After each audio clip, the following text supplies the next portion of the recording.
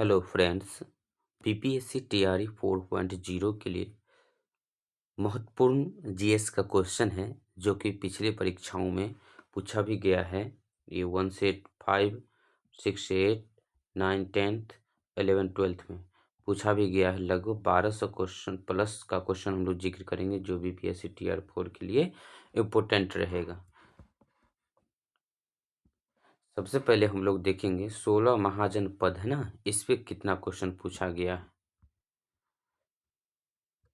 16 महाजनपद में और एक मिनट। हाँ, ये क्वेश्चन है। मगध मगध एवं अंग के मैदान निम्नलिखित में से किसके हिस्से हैं? पहला क्या है? ऊपरी ऊपरी गंगा, मध्य गंगा, निम्न गंगा, उपरोक्त में से एक से अधिक, उपरोक्त में से कोई नहीं। इसका आंसर होगा मध्य गंगा। आंसर क्या होगा? मध्य गंगा। इसका देख लेते हैं एक्सप्लेनेशन। मध्य गंगा का मैदानी पूर्वी उत्तर प्रदेश और संपूर्ण बिहार तक विस्तृत है। इसकी औसत ऊंचाई 50 से 100 मीटर तक है। मगध एवं अंग मध्य गंगा के मैदान में स्थित है। मध्य गंगा का मैदान कृषि के लिए प्रसिद्ध है। नेक्स्ट क्वेश्चन देखते हैं।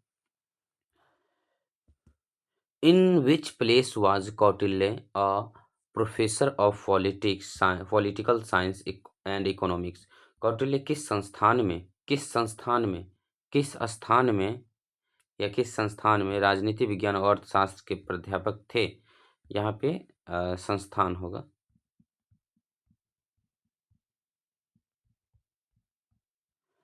संस्थान में राजनीतिक विज्ञान और अर्थशास्त्र के प्राध्यापक थे। तो इसका आंसर हो जाएगा तक्षशिला।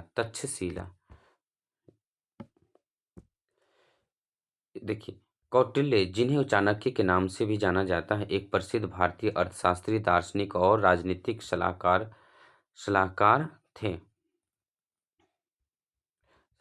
थे।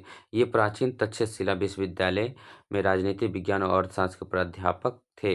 उन्होंने अर्थशास्त्र नामक पुस्तक भी लिखी। नेक्स्ट क्वेश्चन है,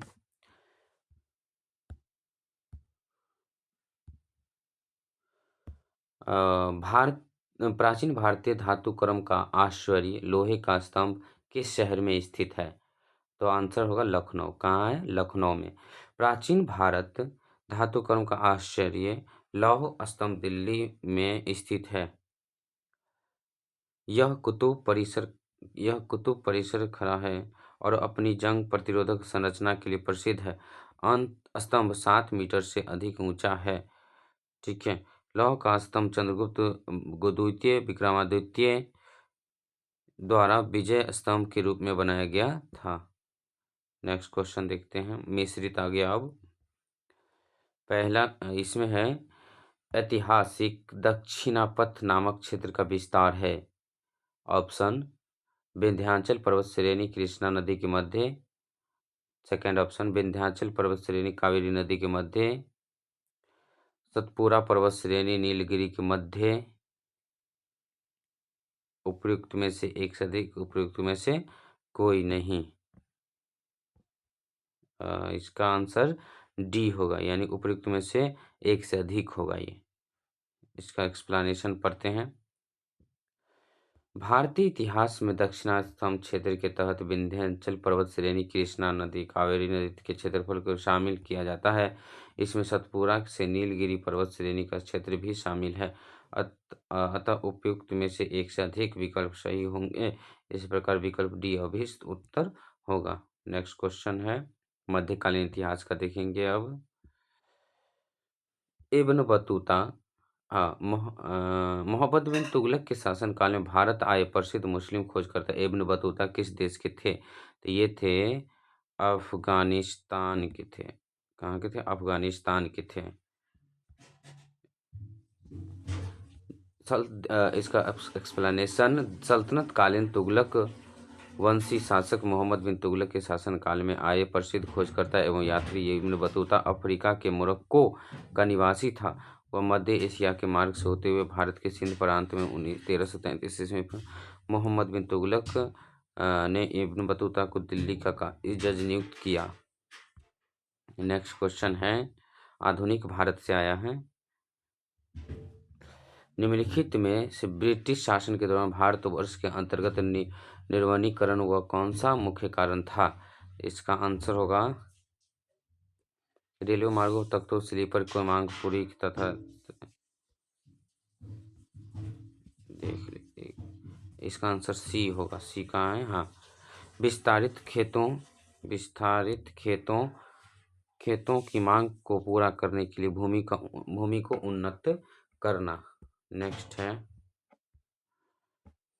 इसका पर एक्सप्लेनेशन। ब्रिटिश शासन के दौरान भारत में निर्वनीकरण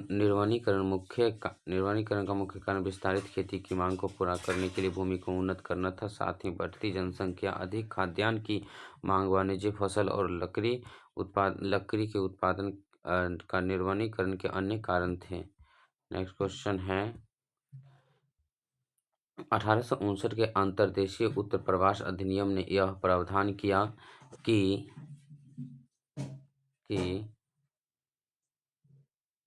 बागान श्रमिकों को चाय बागानों को अनुमति के बिना छोड़ने की अनुमति नहीं थी। इसका एक्सप्लेनेशन देखिए, 1859 ईस्वी अंतर्देशीय उत्प्रवास अधिनियम ब्रिटिश भारत में औपनिवेशिक सरकार द्वारा पारित किया गया था और 1859 के अंतर्देशीय उत्प्रवास अधिनियम के तहत बागान श्रमिकों को चाय के बागानों को छोड़ने की अनुमति नहीं थी और उन्हें शायद कभी भी ऐसी अनुमति नहीं दी जाती। 1859 ईस्वी के अंतर्देशीय उत्प्रवास अधिनियम ने असम में बागान श्रमिकों की आवाजाही की स्वतंत्रता को गंभीर रूप से प्रतिबंधित कर दिया। नेक्स्ट क्वेश्चन है, 1857 से रिलेटेड है।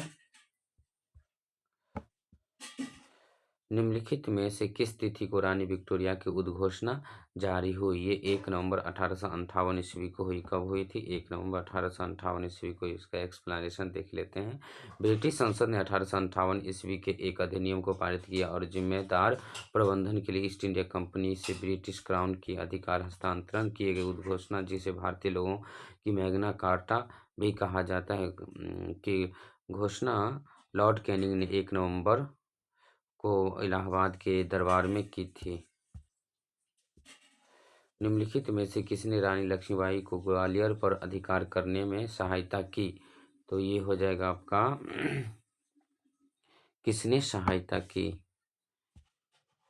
तो अफगान ने सहायता की। किसने सहायता किया? अफगान ने सहायता किया। एक्सप्लेनेशन देख लेते हैं इसका।